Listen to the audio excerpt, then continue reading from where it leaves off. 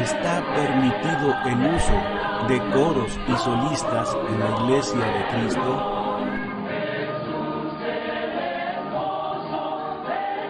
Introducción. El entretenimiento musical está invadiendo a la Iglesia de Cristo. La tendencia de la música instrumental fue la de secularizar la música de la Iglesia, haciendo que la música le diera el gusto al mundo y no a Dios, logrando que el canto animara a las personas por medio del uso de coros, solistas y equipos de alabanza que se lucieran frente a la congregación. Ni los instrumentos mecánicos de música, ni los coros, ni los solos son formas de música aceptadas por Dios en la adoración congregacional de la Iglesia de Cristo. Otras innovaciones tales como batir palmas con las manos, golpear el pie en el piso, tararear la melodía y las imitaciones vocales de instrumentos musicales son igualmente no escriturales. Los historiadores de la Iglesia registran el uso de coros en fecha posterior al primer siglo y describen que la adoración en la Iglesia del primer siglo era exclusivamente congregacional. Definición de solo y coro. Un solo o un coro, por definición, excluyen al total colectivo, es decir, al resto de los miembros de la asamblea. El solista del momento o el coro, o cualquier otro número selecto de cantantes, se aíslan a sí mismos con el fin de presentar un programa de la música especial, ya sea uno o varios cantos, convirtiéndose esto en una adoración no bíblica en la casa del Señor. Pero, ¿en qué se basan los que apoyan el uso de coros y solos? Dicen que Pablo, en 1 Corintios 14, 15 y 26, se refería a que había solistas cantando en la adoración a Dios, porque en esos pasajes usa el adjetivo cada uno. Veamos cómo aclaramos su confusión. En primer lugar, dice 1 Corintios 14, 15 y 26, que pues cantaré con el espíritu, pero cantaré también con el entendimiento. ¿Qué hay, pues, hermanos? Cuando os reunís, cada uno de vosotros tiene salmo, tiene doctrina, tiene lengua, tiene revelación, tiene interpretación, hágase todo para edificación. Sin embargo, la pregunta de Pablo, ¿qué hay, pues, hermanos?, y su correspondiente respuesta de que se hiciera todo para edificación, viene en medio de una reprimenda que el apóstol les daba a los santos de Corinto, los cuales abusaban de los dones espirituales que estaban a su disposición. Es apropiado buscar autoridad bíblica para permitir el uso de coros y solos en la adoración cuando el texto se refiere a una reprimenda. Pablo usó el adjetivo cada uno porque los hermanos de Corinto, por el abuso que le daban a sus dones recibidos, mostraban un individualismo egoísta. Algunos usan 1 Corintios 14 para abogar por los solos. Sin embargo, debemos recordar lo que se dice en el verso 26. El contexto se refiere al ejercicio de los dones espirituales, versículos 23 al 40.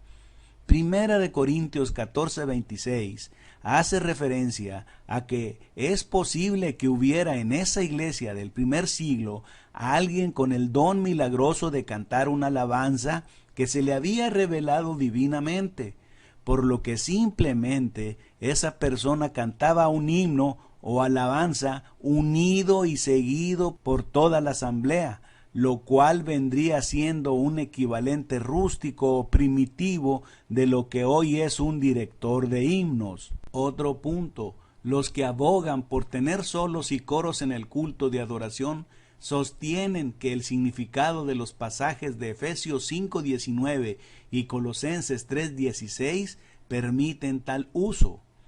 Efesios 5:19 dice: hablando entre vosotros con salmos, con himnos y cánticos espirituales, cantando y alabando al Señor en vuestros corazones. Por ejemplo, algunos dicen que si un individuo sabe hablar o leer a la congregación, él o ella pueden también cantar el mismo material a la congregación.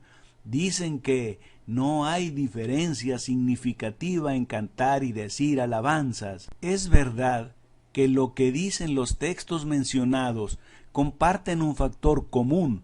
Todos enseñan y amonestan, pero no son iguales. El canto se hace de manera que cada uno de la asamblea participa al mismo tiempo, mientras que por definición y por diseño, en la predicación o en la lectura, no puede y no deben intervenir todos al mismo tiempo como en el canto. Solo interviene la persona que da la lectura, la que da la enseñanza o la que predica solamente. Si no hubiera autoridad separada para cada uno de los actos del culto de adoración, se crearía una confusión y hubiera una violación directa del principio de paz y de orden que debe ser mantenido en la adoración pública. Primera de Corintios 14, 31 y 40. Una simple lectura imparcial de Efesios 5:19 y Colosenses 3:16 deja al lector con un claro sentido de lo que Dios quiere, que la iglesia se congregue y canten juntos. El lector imparcial no obtendrá la impresión de que Pablo estuviera incitando a que hubiera coros y solos en la adoración a Dios. Otra objeción de los partidarios de esa música especial es para aquellos que se oponen a los coros o solos en la adoración. Dicen que cuando cante la congregación entera, ésta debe cantar cada palabra simultáneamente. Esto, como usted lo puede ver rápidamente, excluiría a que se cantaran los himnos que se componen de partes predominantes de bajos o altos, en los cuales algunos cantantes tienen unos cuantos segundos de silencio mientras que los otros cantan. En otras palabras, mientras nosotros decimos, ustedes no pueden tener coros y solos, ellos nos señalan y dicen, si nosotros no podemos tener coros ni solos, ustedes no pueden cantar en armonía a 4 partes, que es la estructura de la música con respecto a la composición y a la progresión de acordes. El canto debe ser para agradar a Dios y debemos cantarle ordenadamente. Primera de Corintios 14:40.